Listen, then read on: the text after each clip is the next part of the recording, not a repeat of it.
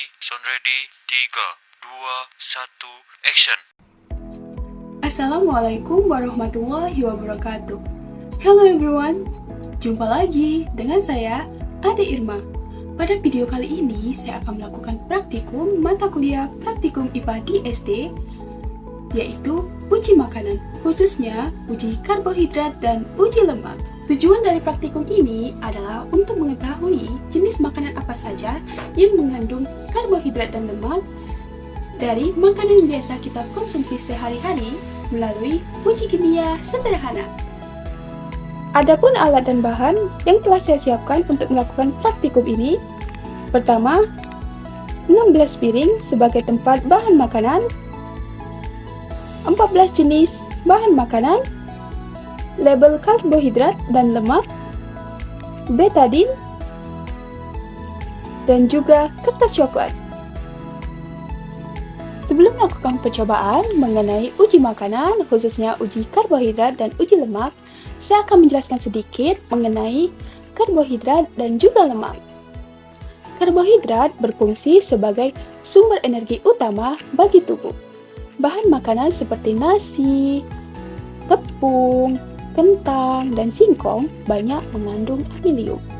Cara menguji karbohidrat adalah dengan larutan iodium atau glukol atau betadin.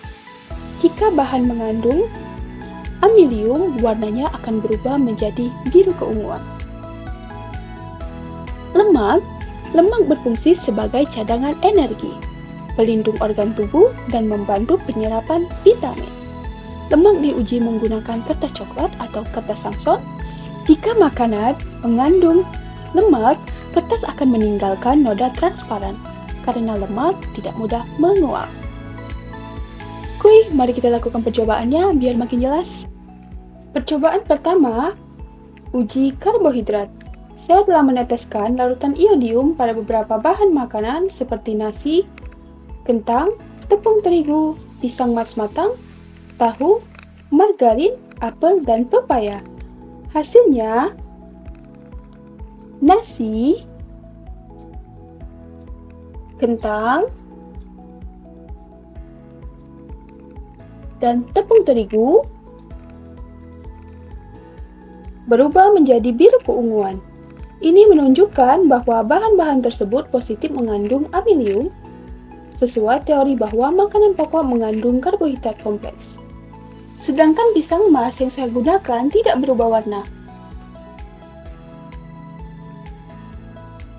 Hal ini terjadi karena pisang emas yang sudah matang mengandung gula sederhana bukan pati. Pada pisang matang, pati sudah berubah menjadi glukosa dan fruktosa, sehingga tidak bereaksi dengan iodium.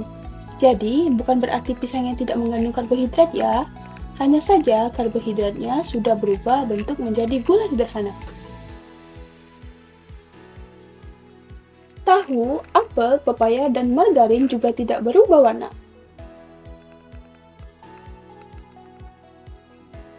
Tahu mengandung protein.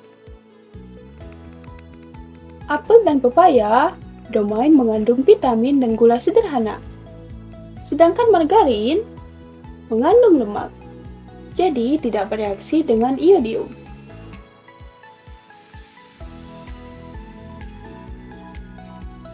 Maka dapat disimpulkan, dari hasil uji karbohidrat, pada 8 jenis makanan ini, terdapat 4 jenis makanan yang mengandung karbohidrat, yakni nasi, kentang, tepung terigu, dan juga pisang. Ada yang mengandung karbohidrat kompleks dengan pati yang tinggi, ada yang mengandung karbohidrat dengan pati rendah dan gula sederhana seperti pisang, dan yang lainnya tidak mengandung karbohidrat, tetapi seperti tahu mengandung protein, apel dan pepaya mengandung vitamin, dan juga gula sederhana, sedangkan margarin mengandung lemak. Percobaan kedua, uji lemak. Saya telah menggosokkan berbagai jenis makanan seperti margarin, santan, minyak goreng, kemiri, susu, pepaya, wortel, dan singkong kering ke kertas coklat. Hasilnya, margarin, santan, minyak goreng, kemiri, dan susu meninggalkan noda transparan. Ini menunjukkan bahwa bahan tersebut mengandung lemak, baik lemak nabati maupun hewani. Sedangkan untuk pepaya, wortel, dan singkong tidak meninggalkan noda transparan. Ini berarti bahan tersebut tidak mengandung lemak atau kadar lemaknya sangat kecil. Uji lemak ini bekerja karena lemak meresap ke serat kertas dan tidak mudah menguap, sehingga meninggalkan bekas tembus cahaya.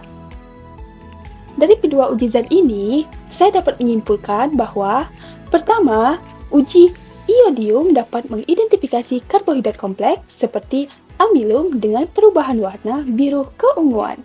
Kedua, uji kertas coklat sangat efektif untuk membedakan makanan yang mengandung lemak. Yang ketiga, setiap bahan makanan memiliki kandungan gizi berbeda sesuai fungsinya.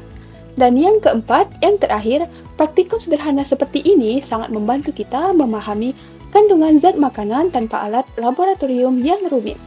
Demikianlah video praktikum tentang uji makanan, khususnya uji karbohidrat dan uji lemak dari saya.